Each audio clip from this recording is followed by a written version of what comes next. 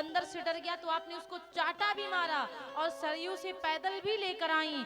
तो मैया वो सबसे छोटा है तो उसको शेर बना रही हूँ। अरे मैं भी तो राक्षसों को मारने जा रहा हूँ, क्या मैं डर जाऊं और मुझे सियार बना रही हो आप? कौशल्या मैया ने पीठ ठोक दिया। अरे बेटा, सुमित्रा मैया ने पीठ ठोका, बेटा मैं तो परीक्षा ले रही थी। अरे तू जा अपने गुरुजी की आज्ञा का पालन कर, लेकिन स्त्री के ऊपर हाथ नहीं उठाना। तीनों माताओं ने आज्ञा दिया, राम लक्ष्मण गुरुजी के संग में चल दिए। और जैसे ही गुरुजी के संग में चले, चलते चलते विकट जंगलों में पहुंचे। और जैसे जंगल में, वही जंगल में जाकर पहुंचे जहां यज्ञ करना चाह रहे थे, वहां पे ताड़का समक्ष आ गई। गुरुजी महाराज कथा सुना रहे थे। ताड़का ने जैसे आवाजें सुनी, एकदम से राम जी के सामने आई। और राम जी ने गुरुजी से पूछा, अरे कहु नाथ यह कौन पहाड़ा,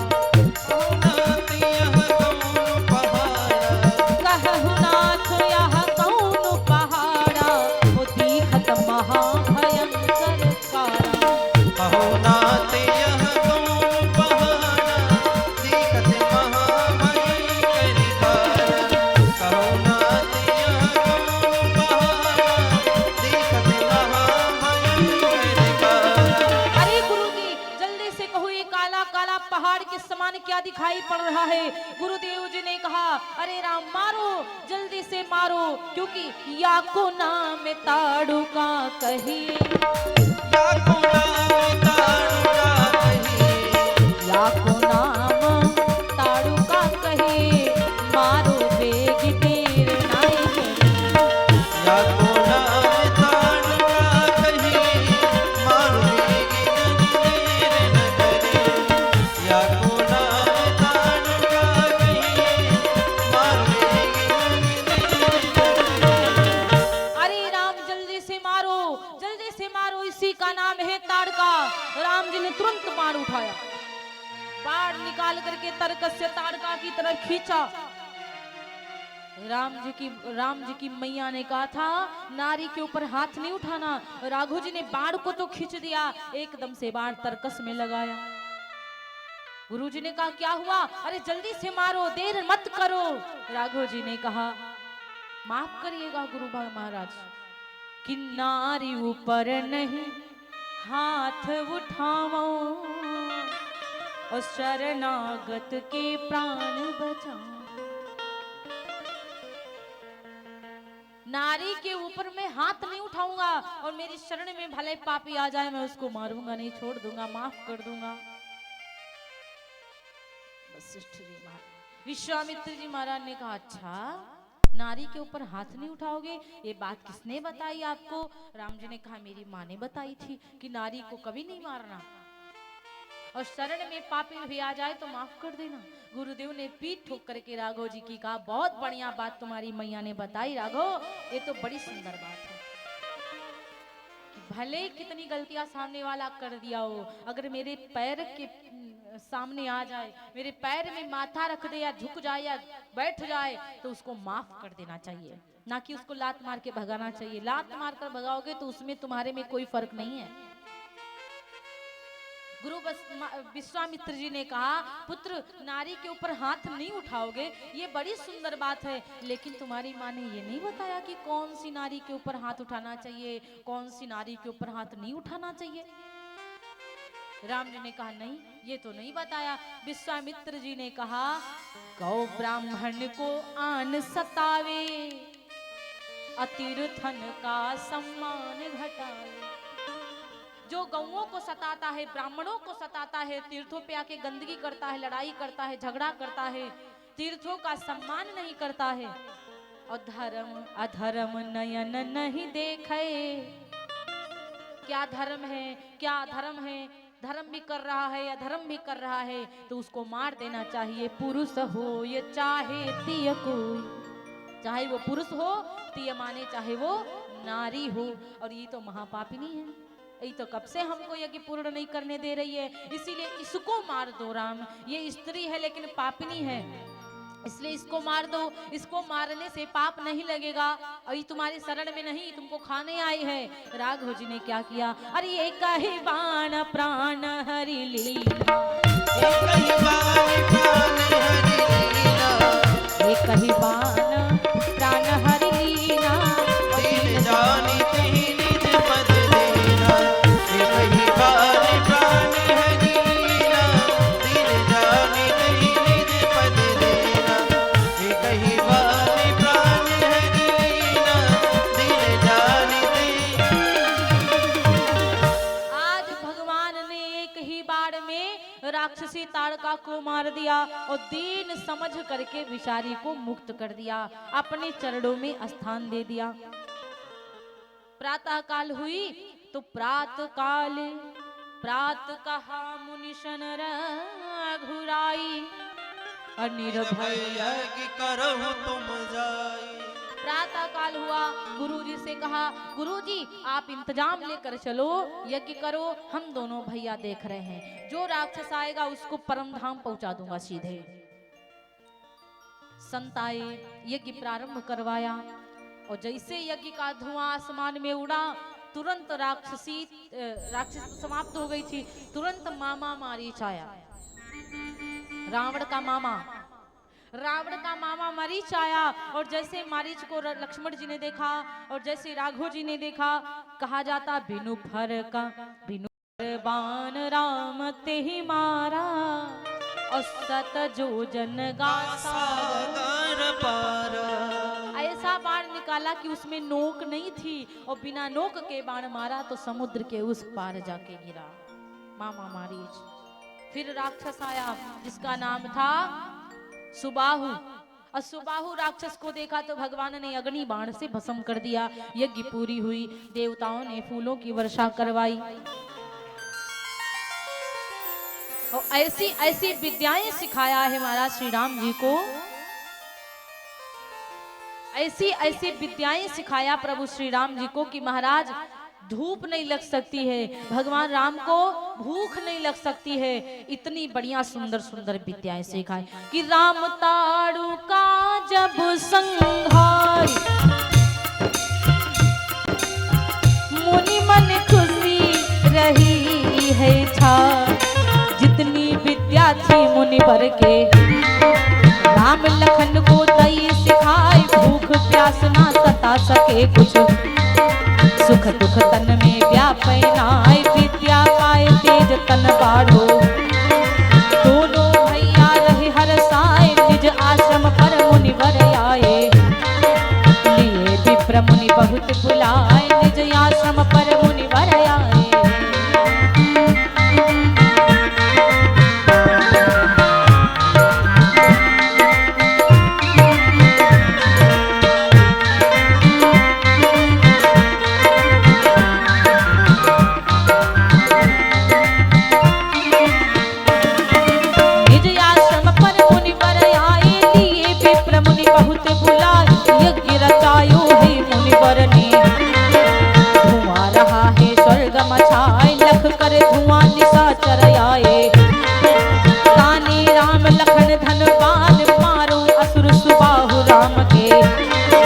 सुरपुर कर गए पौरन प्राण, मारो असुर सुबाहु राम ने।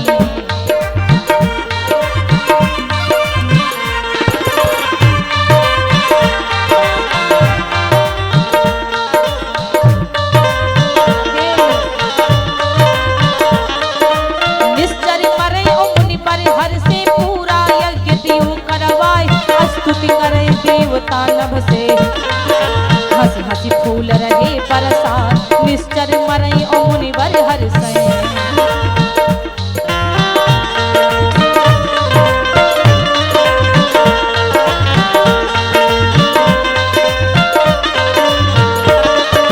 करई प्रशंसा सब रघुवर की, आशीष देकर रहे सिहाय, प्रेम सहित गुरुवर की सेवा, राम लखन रोज करे पनाए, प्रेम सहित गुरुवर की सेवा।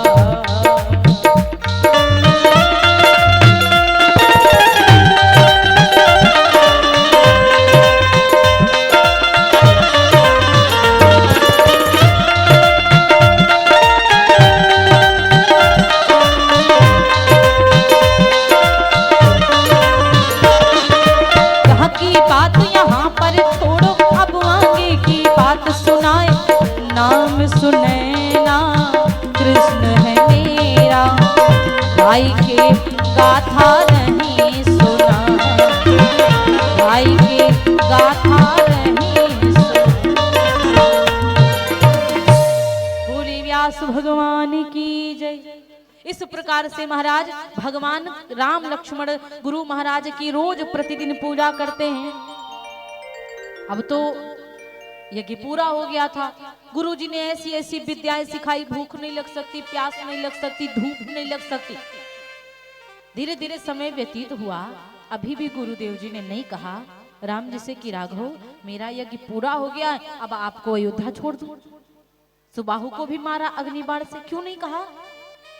एक बार की बात है, गुरुदेव जी ने कहा राघव आपने मेरा यज्ञ तो पूर्ण कर दिया, आप नहीं आते तो मेरा यज्ञ पूर्ण नहीं होता, लेकिन एक यज्ञ भी और बकाया जो आपके बिना वो भी पूरा होने वाला नहीं है। वो कौन सा यज्ञ है? धनुष यज्ञ। वो महाराज जनक जी ने रचा है, सीता स्वयंवर धनुष यज्ञ। उसमें आप नहीं जाओगे तो भी पूरा होने वाला नहीं है। आज जैसे राम जी ने सुना तब तक वहां जनकपुर से न्योता भी आया, निमंत्रण भी आता है महाराज।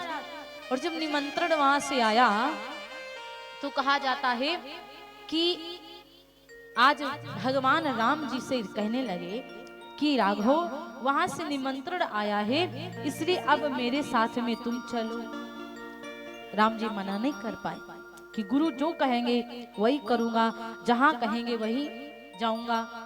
अच्छा, राम जी की एक बड़ी सुंदर बात है, कहीं भी जाते हैं तो हर्ष करके चलते हैं। अयोध्या को जब लेने गए थे ना यज्ञ पूरा करवाने के लिए, तो वहां से जब राम चले तो भी हर्ष करके चले। हर्ष चले मुनि भय हरण, मुनि का भय हरने के लिए भगवान कैसे चले? हर्ष करके, प्रसन्नता पूर्वक चले। अब जब जनकपुर से न्योता आया धनुष यज्ञ का, तो यहां से भी हर्ष करके चले। हर्ष चले मुनि वर के साथ, मुनि के संग में प्रसन्नता पूर्वक चले। फिर महाराज जब आगे पहुंचे तो वहां पर क्या देखा? एक आश्रम। जब एक आश्रम देखा तो राम जी देखते देखते रह गए वो आश्रम। राम जी ने गुरुदेव जी से प्रश्न किया, गुरुजी महाराज ऋषि आश्रम से कोई पुण्य थली पर आज लगे उजड़ी उजड़ी।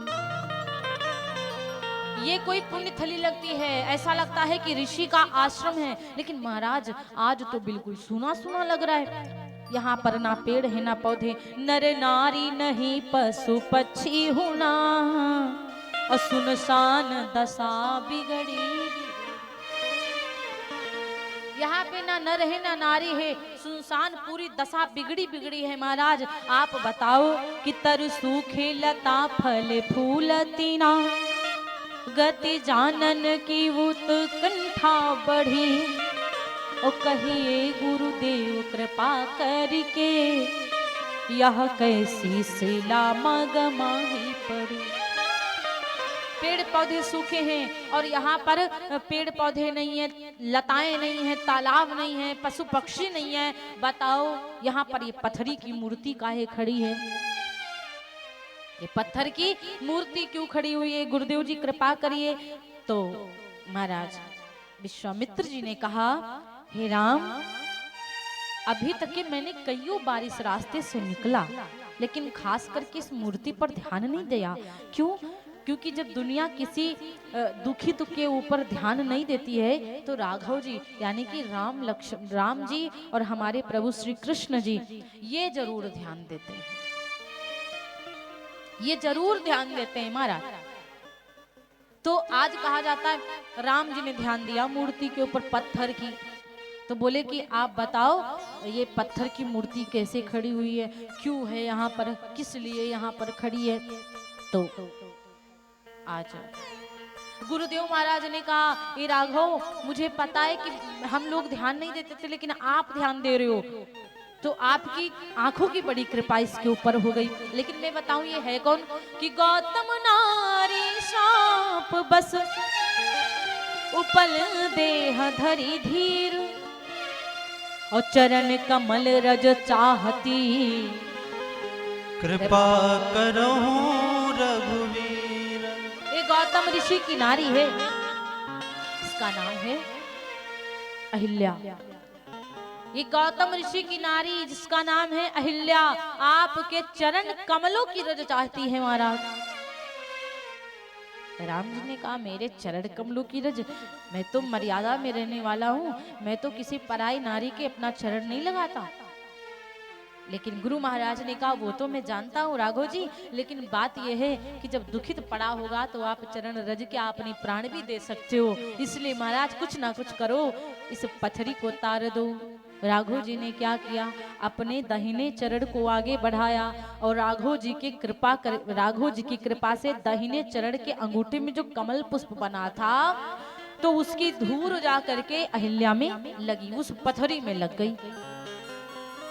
और जैसे पथरी में धूल लगी एकदम से पथरी सुंदर सी नारी बन गई, चेतना में आ गई, उसी का नाम था अहिल्या।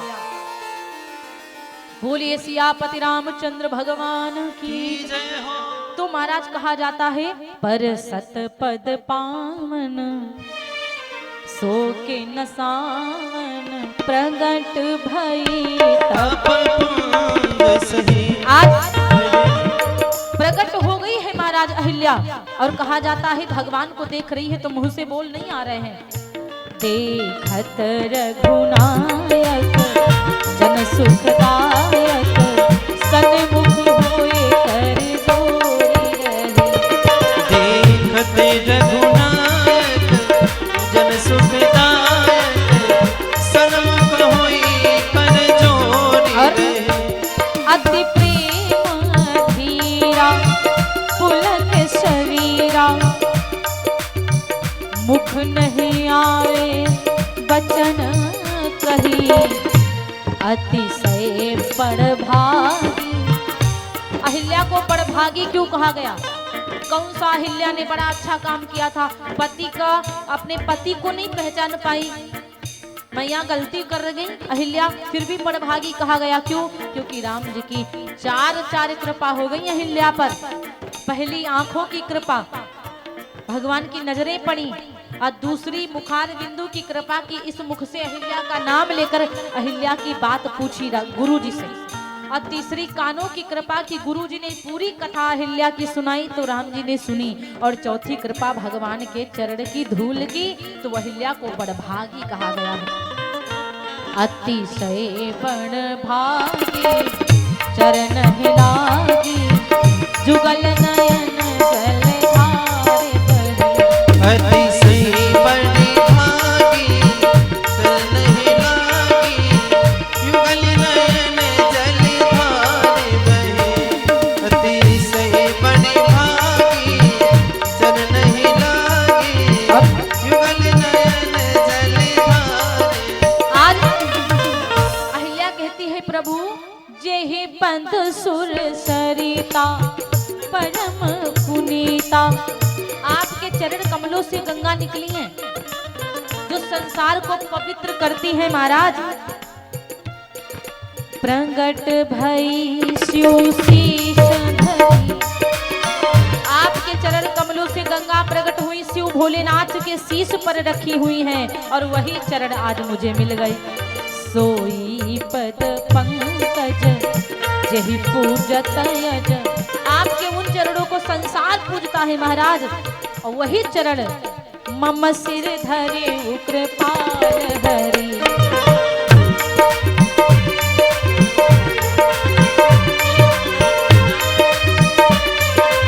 और इस प्रकार से यही भांति श्रीधारी गौतम नारी बारी बार हरि चरण परी। जो यति मन भावा सो बर पावा। गए पति लोक आनंद भरे।